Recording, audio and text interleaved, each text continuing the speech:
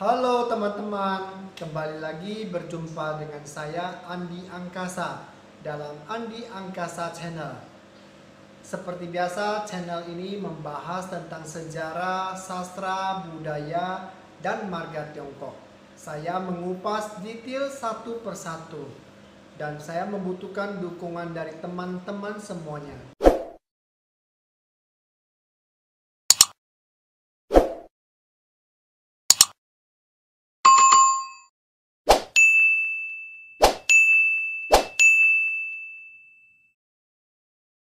Dukungan Anda semuanya sangat berarti buat saya. Saya doakan Anda semuanya sehat, sukses, dan bahagia. Terima kasih teman-teman. Halo sobat, hari ini saya membahas marga Huang. Siapa di antara yang sedang menonton channel ini bermarga Huang? Dan kira-kira siapa ya tokoh yang muncul di benak Anda saat ini?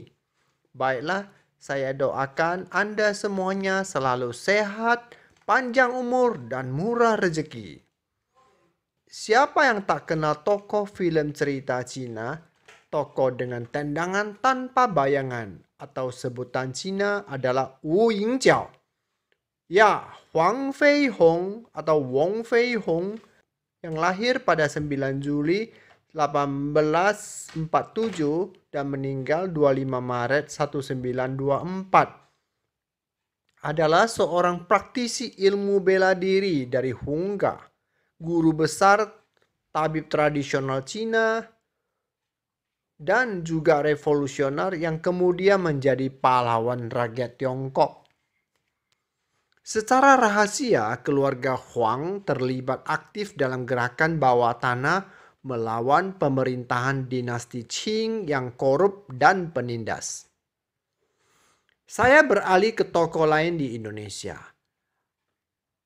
Anda mengenal seorang menteri di zaman Soekarno bernama Oei Chu Tat, seorang Tionghoa yang secara gamblang menyatakan keberpihakannya pada Republik Indonesia. Oei Chu Tat atau OTT dan Soekarno tidak bisa dilepaskan satu sama lain. OTT dikenal sebagai loyalis Tulen Bung Karno dan tidak pernah sekalipun mengkhianati kepercayaannya. Sekalipun rejim politik sudah berganti, ia tetap berpegang teguh dan prinsip. OTT menolak berkolaborasi mendiskreditkan Soekarno, meski beberapa kali kesempatan itu hadir di depan matanya. OTT pernah ditugaskan sebagai Menteri Presidium era Soekarno. Karena kedekatannya dengan Soekarno, sejak meletusnya gerakan G30 SPKI, OTT dituduh terlibat dan dipenjara sebagai tahanan politik selama 12 tahun dan dibebaskan pada tanggal 30 Desember 1977. Atau Anda pasti mengenal tokoh yang satu ini, Eka Cipta Wijaya, yang merupakan pendiri Sinar Mas Group, yang merupakan salah satu konglomerat terbesar pada masa Orde Baru. Bank andalannya BII atau Bank Internasional Indonesia mendanai banyak usahanya yang lain dan menjadikannya sebagai Raja Kopra pada waktu itu. Pada tahun 2011, menurut Forbes, Eka Cipta menduduki peringkat ketiga orang terkaya di Indonesia dengan total kekayaan sebesar 8 miliar US dollar. Kemudian pada tahun 2018, dia tercatat memiliki aset senilai 13,9 miliar atau 201 triliun, menduduki peringkat kedua orang terkaya di Indonesia menurut perhitungan Globe Asia.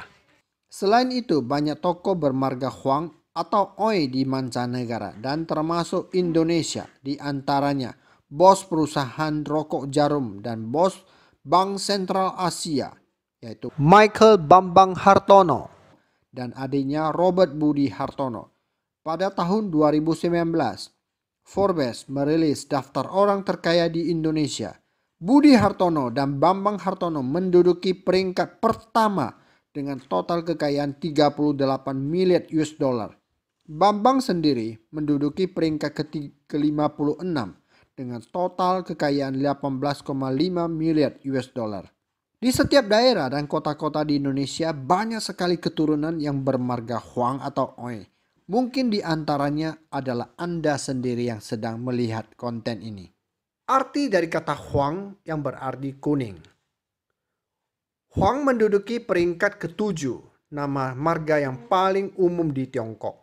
Populasi marga Huang di Tiongkok dan Taiwan diperkirakan lebih dari 29 juta jiwa pada tahun 2000 dan ia juga merupakan marga untuk lebih dari 2 juta orang Tionghoa perantauan di seluruh dunia.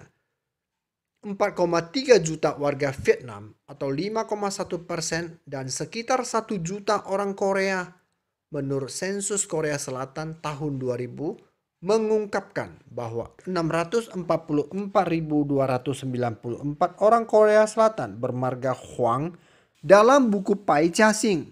Dalam urutan buku Pai Cha Sing, marga Huang menempati urutan ke-96. Sebutan dalam berbagai dialek bahasa untuk marga Huang. Huang digunakan sebagai dalam bahasa Mandarin. Huang digunakan dalam bahasa Korea. Huyun atau Huang digunakan dalam bahasa Vietnam. Phong, Bong atau Wong digunakan dalam bahasa Hakka di sekitar Pontianak, Bangka, dan Belitung. Sedangkan Ng, Ung, We, dan Oi digunakan dalam bahasa Minnan. Ng digunakan dalam bahasa Teochew. Wong digunakan dalam bahasa Kantonis atau bahasa Wu. Sedangkan Oi dan Oi ejaan bahasa Hokkien umum digunakan di Indonesia. Sejarah asal-usul marga Huang adalah sebuah nama marga kuno berdasarkan tradisi. Terdapat beberapa perbedaan sumber mengenai asal mula marga Huang. Ada 2 sumber asal-usul dan sejarah marga Huang, di antaranya 1. Menurut klan Ying, Cao Hao mempunyai seorang anak bernama Cao Yao. Cao Yao memiliki seorang anak bernama Po Yi. Po Yi mendapat tugas untuk mengendalikan banjir dan memperoleh nama marga Ying yang berarti menang pada periode awal dinasti Xia. Po Yi kemudian menikahi putri bungsu Kaisar Sun dan mempunyai anak bernama Ta Lian. Kaisar Xia Yu menghadiahkan kerajaan Huang kepada Ta Lian dan keturunannya dikenal sebagai orang bermarga Huang. Total klan atau keturunan dari Po Yi ada 14, yaitu Lian, Xu, Jiang, Qun, Zhao, Huang, Liang, Ma, Ge, Gu, Mou, Zhong, Fei, dan Qi. Nah, di antara klan ini, mana tahu yang menjadi marga Anda juga ini merupakan bagian dari klan Huang, klan Ying dari Po Yi.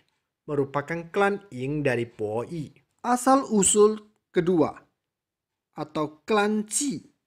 Selama masa periode Kaisar Sun, seorang bernama Hui Lian, yaitu putra dari Lu Zong yang juga seorang keturunan dari Kaisar Kuning, menorehkan kebajikan dalam pemanfaatan banjir sungai.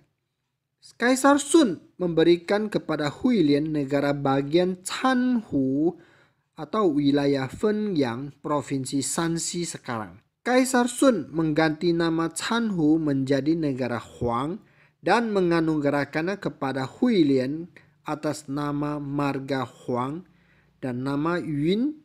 Karenanya, Hui Lian dikenal juga dengan nama Huang Yun. Menurut sumber, Hui Lian menjadi leluhur bagi klan marga Huang.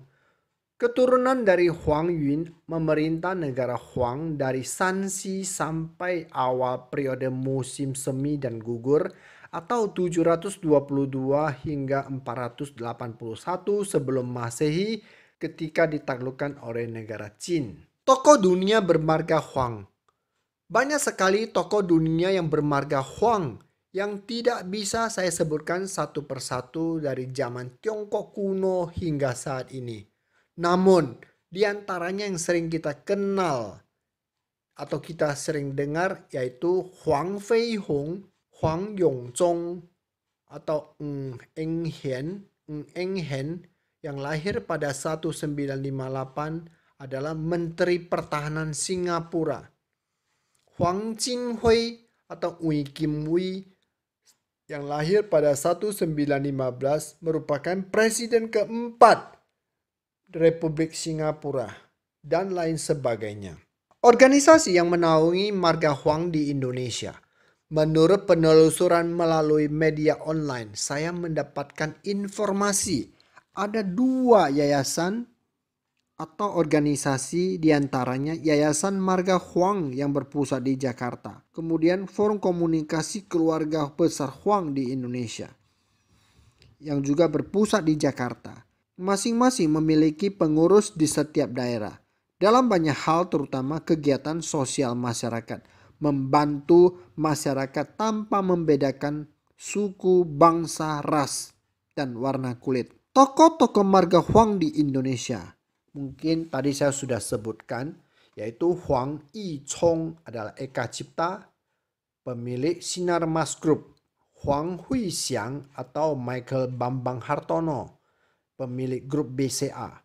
Huang Huizhong adalah Robert Budi Hartono yang merupakan adik kandung Michael Bambang Hartono. Atau Huang Jianguo, dia adalah analis bisnis terkemuka Indonesia yang bernama Indonesia adalah Kristianto Wibisono. Kemudian mungkin Anda sangat mengenal barangkali Ruben Onsu, aktor dan pembawa acara berkebangsaan Indonesia tentunya. Kemudian Chandra Wijaya, pebulu tangkis peraih medali emas Olimpiade tahun 2000. Atau mungkin Anda mengenal Bernard Ricardo Wijaya, seorang peraih medali emas Olimpiade Fisika Asia tahun 2003. Atau barangkali Anda juga mengenal Morgan Oey, yaitu aktor atau mantan personal dari grup boyband Smash dan lain sebagainya. Di Indonesia, penyebutan marga Huang diantaranya Wibowo, Wijaya, Winata, Widakdo, Winoto, Wilis, Wiria, Wiraatmadja, Winarto, Witular, Widodo, Wijonarko. Barangkali selain yang tertera atau selain yang saya sampaikan masih ada lagi di luar ini. Saya mohon dukungan untuk memasukkan tambahan di kolom komen biar menjadi perbendaharaan baru buat semua. Demikianlah yang saya ketahui tentang marga Huang atau marga Oey. Silakan teman-teman memberikan masukan di kolom komen agar menjadi perbendaharaan baru bersama. Jika ada yang tak sempurna, saya mohon dimaafkan. Saya berterima kasih kepada semua yang telah memberikan dukungan kepada channel ini.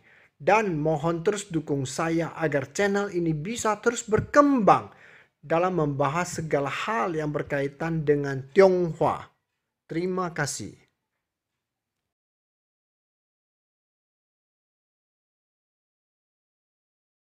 Sobat Andi, apapun marga kita tetap bersaudara.